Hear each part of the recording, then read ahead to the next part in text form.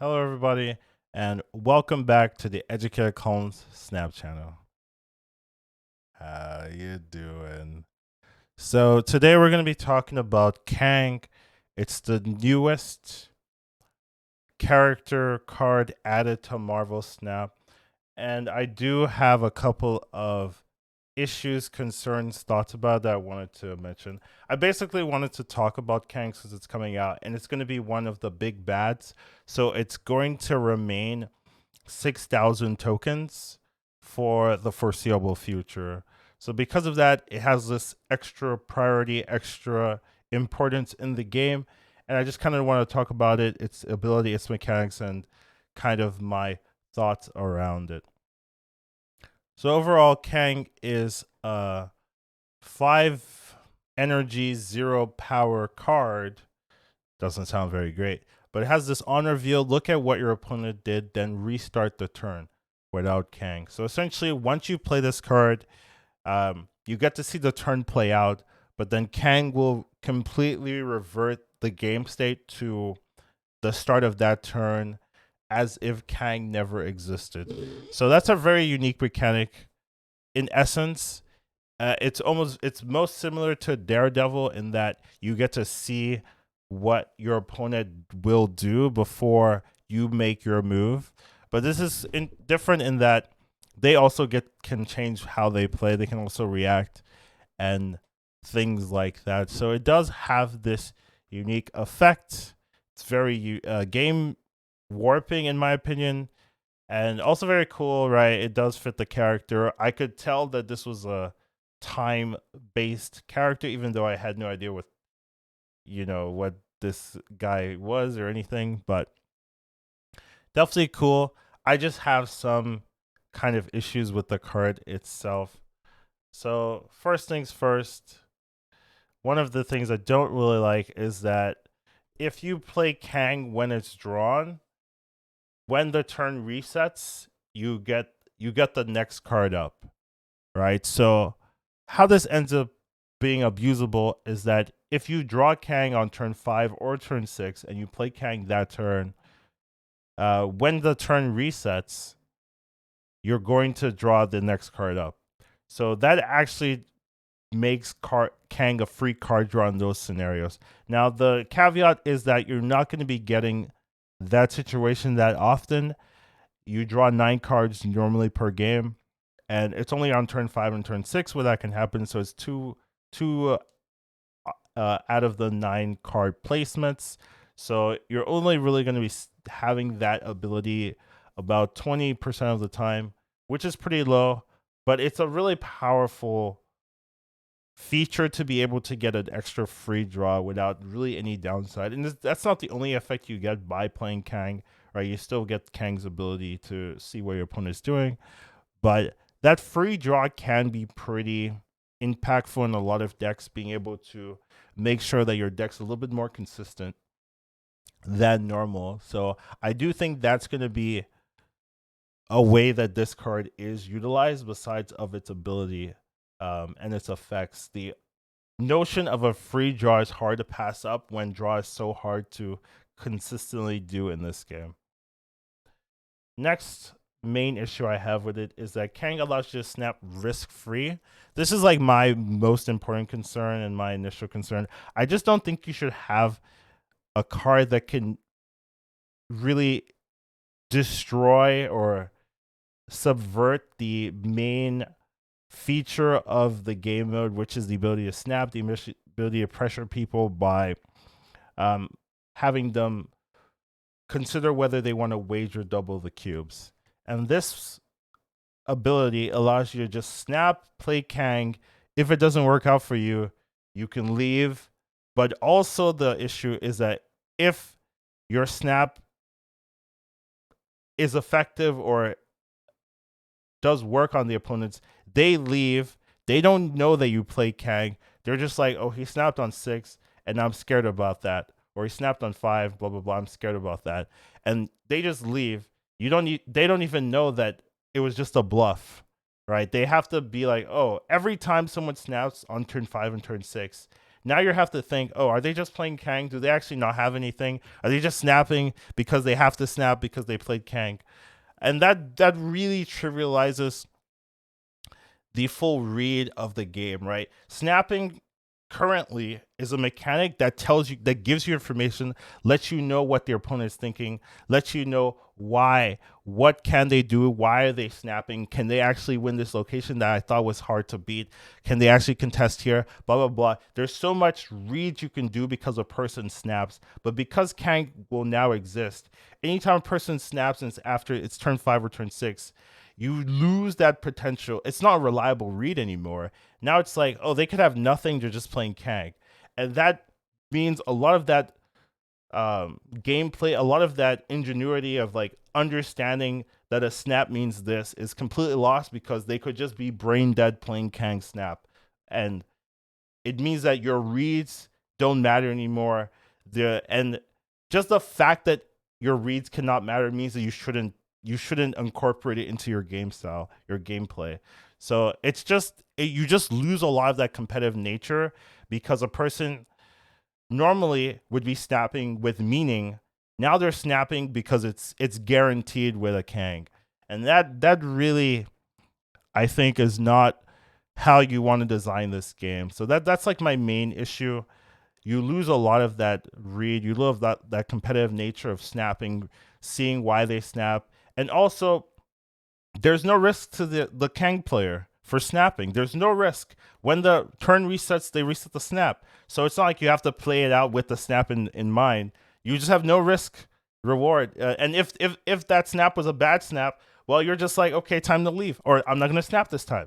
And there's just no risk. So it's you lose a lot of that pressure. Like the Kang player has no fear at all in whether they snap or not. They just snap. If it's a problem, they leave. If it's not a problem, well, now you're kind of screwed because they know exactly what you were trying to do, and now they can play around that extra with that extra knowledge. So I just I just have a big issue with this, and I hope this can be changed, addressed, solved in some certain way. Next up, Kang does tell you the results of RNG outcomes. Now, this is sometimes hard to abuse, but I'm sure the creative minds of the player base of Marvel Snap will find an abusive way of just making this not fair at all. The fact that you get to know the RNG outcomes just screams potential problem to me. Like there's gonna be a deck list where knowing exactly what the RNG outcomes will just be very abusable. Now I don't, 2 minutes off the top of my head, I don't know what deck that will be or how it will look like, but I do think it will exist. I do believe in the player base that they'll find a way to abuse this. So we do have an example from Rada Storm, who was kind of answering questions, which I very much do appreciate. But he did explain, let's say you play Scarlet Witch on the third location, turns into Space Stone, and then Kang resets the turn. When you play Scarlet Witch, next turn in any of those locations, she'll turn into a Space Stone. And it doesn't have to be that same turn. Let's say you play Kang on turn 5, you get the Space Stone turn 5. You can wait till turn 6 and then use that information to use that Scarlet Witch more efficiently. So there's just that abuse of RNG outcomes as people really understand and figure out how you can maximize that RNG outcome. That can be a very, very powerful tool. Another thing that was talked about is, let's say you get Kang from a Lockjaw, right? Well, now if let's say you play 3 cards and Kang was the third option, now you know what that Lockjaw will give you, right? And now you can make better decisions because you have that guaranteed outcome. Another thing is that you've also trimmed your deck, right? If you pull Kang out of some random play, Jubilee or Lockjaw or whatever, now your deck's a card lighter because you don't have that card in your deck. So there's ways to deck thin even without necessarily drawing it. Pulling it from your deck also thins that deck. So let's say you want a 10-card deck, right? You're playing Chavez, you're playing Kang. It's gonna be very easy to just have those cards that you wanted in your hand in the turns that you want that hand. So I just think that there's a lot of abuse potential for a card like this, um, and it just worries me. So that's. I hope you're starting to understand, like, ooh, there's a lot there to unpack, and as players get better and really know like the ins and outs of this card, this could be a very problematic card. So I'm a little bit worried about that. Next up, Kang is when Kang is in the game, there's a separate code that's run, right? So I do think there might be some players that will see the package or whatever, or read that and be able to tell anytime when Kang's in the game, and maybe normal players or regular players won't be privy to that information. So that could lead to abuse. Currently, I do think that probably requires work, and I'm not the one to ask how to do that, or if even if I knew, I wouldn't share it or anything like that. But I do think there is a way, probably, that you could tell, oh, this person has a Kang because this code is run that isn't normally run in the games only when Kang is run. So that kind of information could be a little bit unfair, right, for people that have access to that or know how to do that kind of thing. So I I don't really know how to solve that unless there's some other solution, some other alternative. But I have listed some of the issues with Kang, and pretty much I've known if you list issues, you must list some solutions.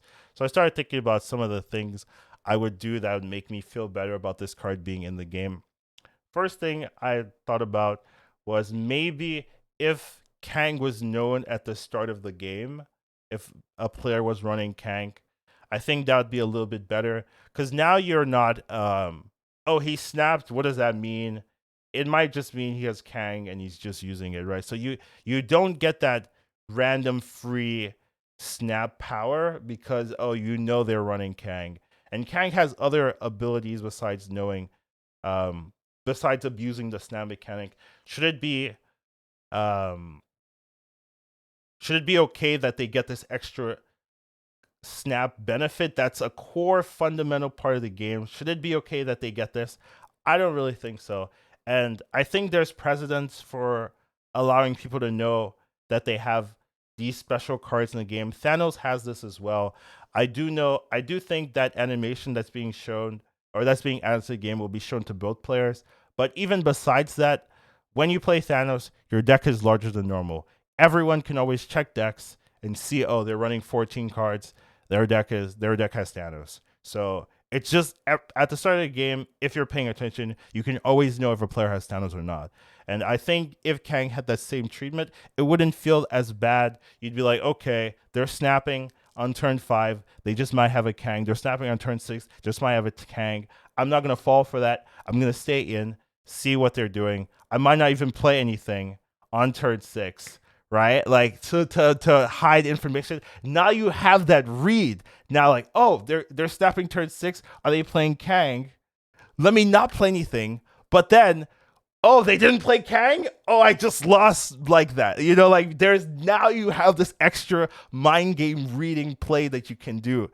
That adds a little bit more fun, a little bit more strategy in how you want to approach the Kang player. But we don't have that right now. So I think this is like the most elegant solution for me that I'd be okay with. Like, oh, just show that there's a Kang in the game. Now you also alleviate that packet issue. So I like this the most, but I do think there are other things you can do.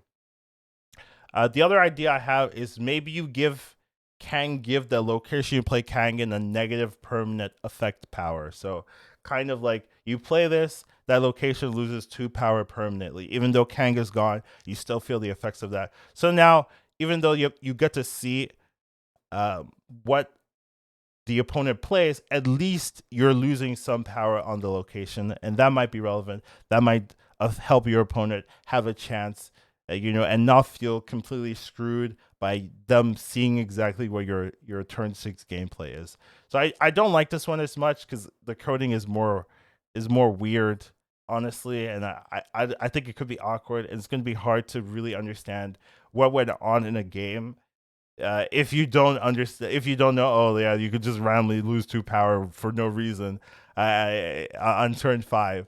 So I don't like this one as much. I definitely prefer the both players get to see if you're playing a Kang. But I did want to bring up there's other solutions, and I'm not the game designer, so I haven't had tons of time to think about this and this. But I do think that Kang in its current state is pretty much a problem. So that's overall what I have about Kang. I do think it is gonna be a good card and a card that's played. Another thing I think isn't really being discussed is the fact that it's a big bad. So people will actually spend resources on it, right? Those cards, Galactus, Thanos, and Kang, have this premium price tag of 6,000. But since you know it's always 6,000, they're pretty much always a good buy. So a lot of people actually have Thanos, Galactus, and most likely Kang because they know, okay, what am I actually going to spend my resources on and be happy with? Probably one of those three. So even though it feels expensive, a lot of people will be focusing all their resources to get these cards. So you actually will see this a lot. So it's not like, oh, it's a big bad. Not a lot of people will have it. People, once they complete Series 3, will be focusing their resources, especially if they know Kang is good, they'll be focusing on their resources. And just having a card that completely trivializes the snap mechanic of the game just doesn't really sit well to me. But overall, I'm done complaining, right? I do think it's going to be a fun card. I do think you probably should at least at least wait and see if it's good. But if it's good, save up and spend the resources on it. So overall, that's my issue with Kang, and I hope that either they see how it performs, and then if it's too problematic, they quickly do something about it. So we'll have to see. I just wanted to get a video like this out. Hope you guys enjoy it, and I'll see you in the next one. Wee.